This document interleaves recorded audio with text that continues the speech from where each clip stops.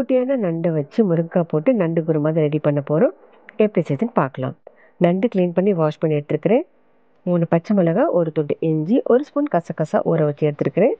தேங்காய் துருவல், முருங்கைக்காய், பூண்டுப்பல், வெங்காயம், தக்காளி. இப்போ மிக்ஸி ஜாரில் நண்டை தவிர மற்ற எல்லா பொருட்களையும் போட்டு நம்ம நல்லா பேஸ்ட்டாக அரைச்சி ரெடி பண்ணிக்கலாம். இது ரெடி ஆகட்டும்.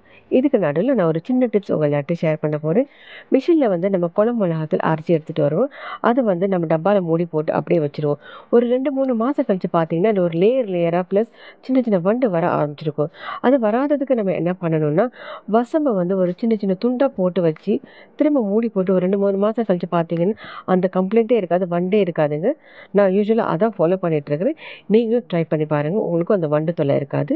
இப்போ பேஸ்ட் ரெடி ஆயிடுச்சு. நம்ம கடாயில் ஒரு குழிக்கரண்டி எண்ணெய் ஆட் பண்ணிக்கிறோம்.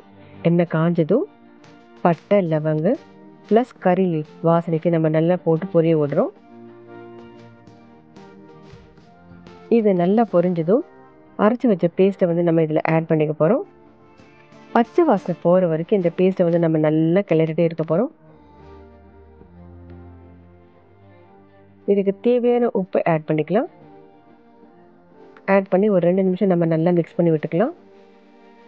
இப்போ 2வது டிப்ஸ் என்னென்னு பார்த்தீங்கன்னா, சர்க்கரையில் குட்டி குட்டி எறும்பு வரும். அந்த எறும்பு வராததுக்கு என்ன பண்ணிங்கன்னா 3-4 கிராம்பு போட்டு டப்பா மூடி வச்சுருங்க. நெக்ஸ்ட் டைம் பார்த்தீங்கன்னா அந்த எறும்பு கம்ப்ளைண்ட்டே இருக்காதுங்க. ட்ரை பண்ணி பாருங்கள். நானும் அதான் ஃபாலோ பண்ணிட்டுருக்கிறேன். மசாலா நல்லா வதங்கிருச்சு.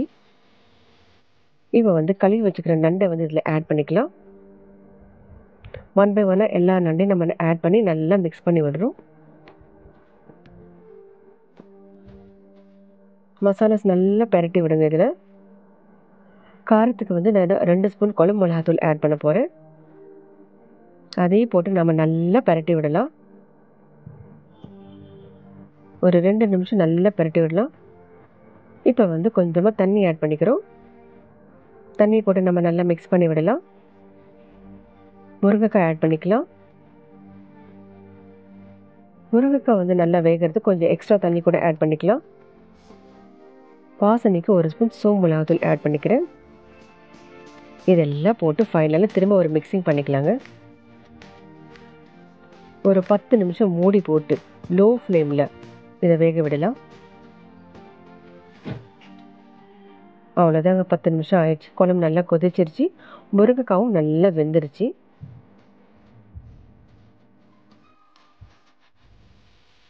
டேஸ்டியான நம்ம முருங்கைக்காய் போட்டு நண்டு குருமா ரெடி ஆயிடுச்சு.